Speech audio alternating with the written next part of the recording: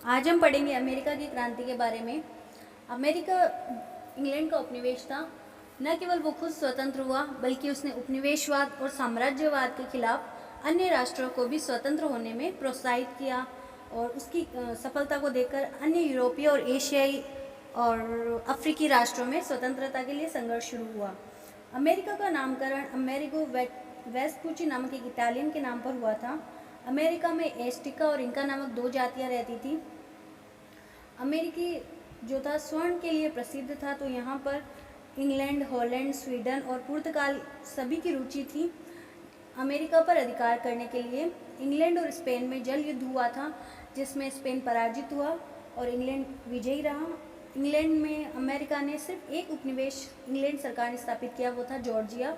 बाकी के सभी यूरोपीय जो नागरिक अमेरिका में आके बसे थे, उन्होंने बाकी के 12 उपनिवेशों को स्थापित किया था, जिसके नाम इन 13 उपनिवेश थे, जिसके नाम बताए जा चुके हैं। अमेरिका में जो लोग रहते थे वो प्यूरिटन धर्म के थे, जबकि इंग्लैंड में जो लोग रहते थे वो इंग्लैंड के चर्च के अधीन माने जाते थे, इसलिए वो धार्मिक रूप से भी अलग थे। अगर हम उपनिवेश की भौगोलिक स्थिति की बात करें, तो अमेरिका का जो उत्तरी उपनिवेश थे, जैसे न्यू हैम्पशायर, रोड टापू, ये बर्फीले थे। यहाँ पर पहाड़ियाँ थी। यहाँ से इंग्लैंड को मुख्यतः लकड़ी, मछली और वन संपत्ति प्राप्त होती थी। मध्य उपनिवेश से जैसे न्यूयॉर्क है, न्यू जर्सी है, यहाँ पे उद्योग जिसमें शराब, चीनी उद्योग, ये प्रमुख रूप से इंग्लैंड ने लगाए थे। और दक्षिणी उपनिवेश जो थे वो गर्म प्रदेश थे, तो यहाँ से इंग्लैंड के लिए खेती के लिए प्रयुक्त था। यहाँ अनाज, गन्ना, तंबाकू, कपास आदि का उत्पादन किया जाता था। उपनिवेशों की जो संस्कृति है वो भी एक नवीन संस्कृति बनी थी, क्योंकि यहाँ पर यूरोप के अलग अलग धर्मों के लोग आकर बसे थे, अलग अलग संस्कृतियों के, अलग अलग सभ्यताओं के। पर यहाँ पर आने के बाद सबके लिए एक जैसा संघर्ष था, तो उन्होंने एक नई संस्कृति बनाई, वो थी अमेरिकी संस्कृति। क्रांति के जो कारण थे, तो पहला कारण ये था अभिवृद्धि तथा सिद्धांत। यहाँ पर इंग्लैंड जो था वो उपनिवेश, अमेरिकी उपनिवेश में क्या उसी के निवासी रहते थे, तो इतना सख्त रूप से अपने कानूनों को लागू नहीं करता था। पर फिर भी उसने कुछ कानून बनाए, जैसे नौ परिवहन कानून 1651 है, गुड़ कानून 1733 है, शुगर अधिनियम 1764 है, जो समय समय पर पारित करता था। वो इंग्लैंड जो था अमेरिका से कर वसूल करता था। पर जो अमेरिकी लोग थे वो ये चाहते थे कि हमें भी उसी प्रकार की अभिवृद्धि और की स्वतंत्रता होनी चाहिए जैसे हमें इंग्लैंड में थी। कि वो इंग्लैंड से आए थे, वो अपने ही लोगों के अधीन नहीं बनना चाहते थे। इसलिए इन वर्गों में निराशा और असंतोष की भावना पनप रही थी कि हमारे ही लोग हमें अपने अधीन करना चाहते हैं उन्हें। और इंग्लैंड का ये विश्वास था कि हम उपनिवेशों को सुरक्षा प्रदान करते हैं, इसलिए सुरक्षा के कारण हम पे काफ़ी अधिक व्यय होता है, व्यय का बोझ है, इसलिए हमें इन उपनिवेशों से कर लगाने का अधिकार है, यहाँ से धन वसूल करने का अधिकार है। जबकि अमेरिकी लोग मानते थे कि भाई हम तो वैसे ही हैं जैसे अंग्रेज, तो हम भी उतने ही स्वतंत्र हैं जितने कि अंग्रेज। तो इसलिए अभिवृद्धि की और सिद्धांत की स्वतंत्रता चाहते थे अमेरिकी। दूसरा था इंग्लैंड सरकार का नगण्य हस्तक्षेप। इंग्लैंड की सरकार थी, उसने सिर्फ एकमात्र उपनिवेश बसाया था, वो था जॉर्जिया। बाकी के अमेरिकी लोगों ने बसाए थे। और लगभग 17वीं शताब्दी में 85 वर्षों तक इंग्लैंड में राजतंत्र और संसद में संघर्ष चलता रहा, जिसके कारण इस दौरान अमेरिका ने उन्नति की और इंग्लैंड उसमें नगण्य हस्तक्षेप करता था। हालांकि कानून पारित करता था, पर उन्हें सख्ती से लागू नहीं करता था। इस कारण इस समय तक त्रिकोणात्मक व्यापार चलता था। डच पुर्तगाली व्यापारी अफ्रीका से दास पकड़कर लाते थे और अमेरिकी उपनिवेश में बेचते थे। उन्हीं दासों से अमेरिकी खेती करवाते थे और कच्चा माल जो था वो इंग्लैंड को बेचा जाता था, और जहाँ से चाय, वस्त्र और अन्य सामान जो है अमेरिकी उपनिवेश आता था। इस प्रकार अमेरिकी उपनिवेशवासी दूसरे राष्ट्रों के साथ भी आराम से इस समय व्यापार कर रहे थे। तीसरा कारण है अमेरिका में इंग्लैंड के प्रति प्रेम का अभाव, जिसके कुछ कारण थे। कई लोग धार्मिक अत्याचारों से परेशान होकर उपनिवेशों में आए थे, इस कारण उन्हें अंग्रेजों से कोई सहानुभूति नहीं थी।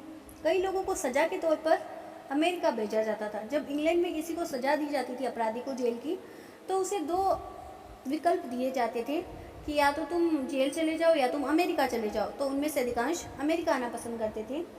इसके अतिरिक्त अंग्रेजों के अतिरिक्त यूरोपीय लोग भी अमेरिका आते थे, तो इस कारण भी उनमें इंग्लैंड के प्रति कोई प्रेम भाव नहीं था। और सबसे बड़ी बात, धार्मिक मतभेद। अमेरिकी जो थे वो प्यूरिटन थे, क्वेकर संप्रदाय के थे, जबकि इंग्लैंड के लोग इंग्लैंड के चर्च के अधीन थे। इस प्रकार उनमें धार्मिक मतभेद भी था। अगला पॉइंट है बौद्धिक चेतना का विकास। अमेरिका में Harvard college, William and Mary college की स्थापना हुई और बेंजामिन फ्रैंकलिन ने एक विचार केंद्र की स्थापना की थी, जो बाद में अमेरिकन फिलोसॉफिकल सोसाइटी के नाम से विख्यात हुआ था। ये जो सोसाइटी थी पूरे विश्व से किताबों का आयात करती थी और अधिक से अधिक ज्ञान का प्रसार करती थी।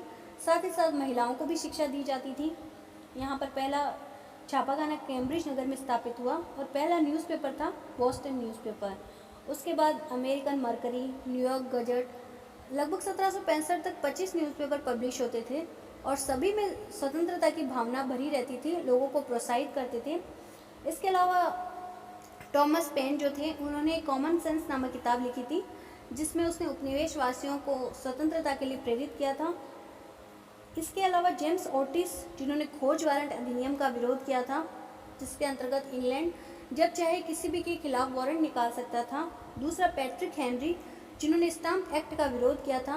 वो खुद युवा थे, वो कहते थे या तो मुझे स्वतंत्रता दे दो या मृत्यु। वो युवाओं में उनका नेतृत्व बहुत माना जाता था। इसके अलावा सैमुअल एडम्स जो थे, वो भी एक बहुत क्रांतिकारी थे और अंग्रेजों से मुक्ति पाना चाहते थे इंग्लैंड से। पांचवा, उपनिवेशों का स्वातंत्र प्रेम। अंग्रेज जो है वो जिस तरह इंग्लैंड के लोग स्वतंत्रता प्रिय थे, वैसे ही वो अमेरिका में आने के बाद भी अपनी स्वतंत्रता भूले नहीं थे, जिसका हम वर्जीनिया के प्रथम अधिकार पत्र में पाते हैं। वो चाहते हैं कि उनको वैसी स्वतंत्रता प्राप्त हो जैसे कि अगर वो इंग्लैंड में रहते तो उन्हें प्राप्त होती। इसके अलावा वो ये मानते थे कि हम इंग्लैंड के राजा को स्वीकार करते हैं, पर हमारी खुद की कार्यपालिका होनी चाहिए, जो वित्तीय मामलों से लेकर सारे कार्य करे। गवर्नर को तनख्वाह हम नहीं देंगे, उसे ब्रिटेन सरकार देगी। इसके बाद है छठा, दोषपूर्ण शासन व्यवस्था। उपनिवेशी शासन के 3 अंग थे, गवर्नर, गवर्नर की कार्यकारिणी समिति और विधायक सदन अथवा असेंबली। गवर्नर और गवर्नर की कार्यकारिणी को सम्राट नियुक्त करते थे और वो कानून बनाती थी, कर लगाती थी, पर उनको मतलब कर लगाने का अधिकार तो था, पर उस पर उन्हें असेंबली की भी सहमति प्राप्त करनी होती थी। और असेंबली जो थी वो इस समय वो चाहती थी कि उसका कार्यकारिणी पर नियंत्रण हो। तो इस तरह इन दोनों में मतभेद शुरू हो गया। असेंबली चाहती थी कार्यकारिणी का उन पर नियंत्रण हो, वो उसके प्रति उत्तरदायी हो, और जो कार्यकारिणी थी वो इंग्लैंड की सरकार के प्रति उत्तरदायी थी। सातवां है सप्तवर्षीय युद्ध। सप्तवर्षीय युद्ध जो है 1756 से 63 के मध्य इंग्लैंड और फ्रांस के मध्य लड़ा गया। जब इसका प्रभाव पूरी दुनिया पर पड़ा था, भारत में भी इस समय एंग्लो फ्रेंच युद्ध शुरू हो चुके थे अंग्रेजों और फ्रांसीसियों के बीच। वैसे ही जब ये युद्ध हुआ तो इस दौरान अमेरिका ने बहुत कुछ सीखा। फ्रांसीसी सैनिकों की उन्होंने मदद की, उन्होंने सीखा, युद्ध प्रणालियों को सीखा, हथियारों को सीखा, और इस दौरान उनके बहुत अधिक माल की भी खपत हो रही थी और इंग्लैंड ने उन पर नियंत्रण भी बहुत कम कर दिया था। साथ ही साथ इस युद्ध जैसे ही युद्ध समाप्त हुआ, पहले अमेरिका को ये खतरा था कि भाई फ्रांस उन पर हमला कर देगा, वो इंग्लैंड के सहयोगी हैं तो इंग्लैंड उनकी रक्षा करेगा। बट अब उनको फ्रांस का खतरा नहीं था, इसलिए वो अब इंग्लैंड से डरना और भी कम हो गए थे और वो चाहते थे कि अब इंग्लैंड से उनको स्वतंत्रता प्राप्त हो। आठवां है उपनिवेशों का आर्थिक शोषण। इंग्लैंड सरकार ने पहले जो कानून बनाए थे उनको सख्ती से लागू नहीं किया था, पर जब सख्ती से लागू किया गया तो कठोर थे। जैसे कि नौसेना अधिनियम 1651 को 1663 में फिर से अन्य कानून के साथ जोड़ा गया, जिसमें व्यवस्था की गई कि यूरोप से अमेरिकी उपनिवेशों में निर्यात किए जाने वाला माल पहले इंग्लैंड के बंदरगाहों पर जाएगा। इसका उद्देश्य ये था कि अंग्रेज व्यापारियों को लाभ पहुंचाया जाए, पर इससे अमेरिकी व्यापारियों को नुकसान हो रहा था, तो उन्होंने इसका विरोध किया। दूसरा था व्यापारिक अधिनियम, जिसमें 5 वस्तुएं चावल, तंबाकू, लोहा, लकड़ी, कच्चा चमड़ा और नौसैनिक सामान, ये इनका निर्यात अमेरिका सिर्फ और सिर्फ अब इंग्लैंड को कर सकता है। तो इससे अमेरिकी में असंतोष हुआ, क्योंकि डच और फ्रांसीसी इनके बहुत अच्छे दाम अमेरिका को देते थे, पर अब उनको निर्यात नहीं कर सकता था। तीसरा औद्योगिक अधिनियम, जिसके अंतर्गत ये नियम था कि अब से अमेरिका लोहे का उत्पादन नहीं कर सकता, लोहे के टोपे नहीं बना सकता, साथ ही साथ ऊन का निर्यात नहीं कर सकता। ये सिर्फ इंग्लैंड उसे ऊन खरीदेगा और साथ ही साथ लोहे का सामान इंग्लैंड से वो आयात करेगा। जहाँ अमेरिका का लोह उद्योग बढ़ रहा था, वहाँ सीधा सीधा अंग्रेजों ने उस पर रोक लगा दी, जिसके कारण अमेरिका में असंतोष उत्पन्न हो गया। नवा है उपनिवेशों के प्रति कठोर नीति। इसमें हम पढ़ते हैं ग्रीन विले की नीति। तो कर तो सब लग चुके थे पर उनको कठोरता से वसूल नहीं किया गया था, जिसके कारण विद्रोह बड़े पैमाने पर नहीं हुआ था। जो ग्रीन विले था उसके बारे में कथन है कि ग्रीन विले ने अमेरिका को खो दिया। उसने अमेरिका से आने वाली डाक पढ़ना प्रारंभ कर दिया था। अर्थात जो ग्रीन विले था वो इंग्लैंड का प्रधानमंत्री था और उसने जो कानून थे उनको सख्ती से लागू करने का फैसला लिया, जिसके अंतर्गत जहाजरानी कानूनों को सख्ती से लागू किया जाए, तस्करी को रोका जाए, उपनिवेशों पर प्रत्यक्ष कर लगाया जाए, जिसके कारण इनका उपनिवेशों में बहुत विरोध हुआ। उससे 4 प्रकार के कर लगाए: sugar act, stamp act, currency act और क्वार्टरिंग एक्ट। कि अब शुगर का उत्पादन पे कर लगेगा, स्टाम्प खरीदना पड़ेगा न्यायिक प्रक्रिया के लिए, करेंसी एक्ट मतलब अब अमेरिका की हुंडी और कागजी मुद्रा पर रोक लगाना, और क्वार्टरिंग एक्ट मतलब अमेरिका में जो इंग्लैंड की सेनाएं हैं उनके रखरखाव का खर्च उपनिवेश वहन करेगा। तो इनका बहुत अधिक विरोध हुआ और अमेरिका में स्वाधीनता के पुत्र, स्वाधीनता की पुत्रियां नामक संगठन बने और उनके नारे लगे प्रतिनिधित्व के बिना कर नहीं।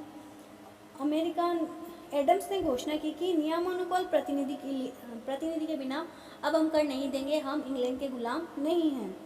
तो इस प्रकार स्टाम्प एक्ट का सर्वाधिक विरोध किया गया था। हालांकि स्टाम्प एक्ट से इंग्लैंड सरकार के लिए प्रतिष्ठा का प्रश्न था। हालांकि इससे आमदनी इंग्लैंड सरकार को अधिक नहीं थी, पर वो प्रतिष्ठा का प्रश्न था कि अब लगा दिया तो उसको वसूल करेंगे। पर अमेरिकी लोगों ने इसका बहुत अधिक विरोध किया और इसके पश्चात उन्होंने सम्राट के प्रति भी राजभक्ति व्यक्त की थी, परंतु स्पष्ट शब्दों में कह दिया कि अंग्रेज सरकार के अंतर्गत हमको समस्त जन्मजात अधिकार प्राप्त है, जो कि एक अंग्रेज को प्राप्त होते हैं। उसके पश्चात इंग्लैंड का प्रधानमंत्री बना रॉकिंगम। तो 1765 में रॉकिंगम ने जो भी ग्रीनविले ने कर लगाए थे उनको हटा दिया, पर उसने एक बात बोली कि इंग्लैंड की संसद को उपनिवेशों पर कर लगाने का अधिकार है। ये एक हास्यास्पद स्थिति थी कि वो छोटे छोटे करों को बरकरार नहीं रख पाए थे और वो सोच रहे हैं, अभी भी ये कह रहे हैं कि हमें प्रत्यक्ष कर लगाने का अधिकार है। उसके बाद टाउनशेड जो था वो प्रधानमंत्री बना। टाउनशेड को लगता था कि अगर हम अमेरिका में जो आंतरिक कर लगाते हैं उसका विरोध होता है, तो क्यों ना हम बाहरी कर लगा दें। तो उसने ऐसी 5 वस्तुएं चुनी: चाय, शीशा, कागज, सिक्का, धातु और रंग। इन पे सीमा शुल्क लगाया। ये सारा सामान अमेरिका इंग्लैंड से आयात करता था। इस समय पेंसिल्वेनिया के जॉन डिक्सन ने एक लेख प्रकाशित किया जिसका शीर्षक था पेंसिल्वेनिया के किसान के पत्र, जिसमें अकाट्य तर्क दिए गए और इन तर्कों के आधार पर इन करों का विरोध किया गया। और जो टाउनशेड था वो इन करों को लगाने के लिए सख्त रूप से लागू कर रहा था, जिसके कारण अमेरिका में विद्रोह प्रारंभ हो गया। तात्कालिक कारण जो था वो था लॉर्ड नॉर्थ की नीति।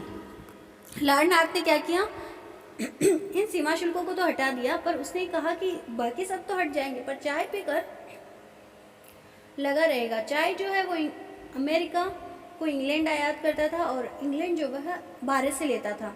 तो उसने कहा कि हम आप पे कर लगाएंगे, पर हम ऐसी कोशिश करेंगे कि आपको चाय सस्ती मिले। इसके लिए अब सीधी चाय भारत से अमेरिकी उपनिवेशों में जाएगी, बीच में इंग्लैंड के बंदरगाह पर नहीं आएगी।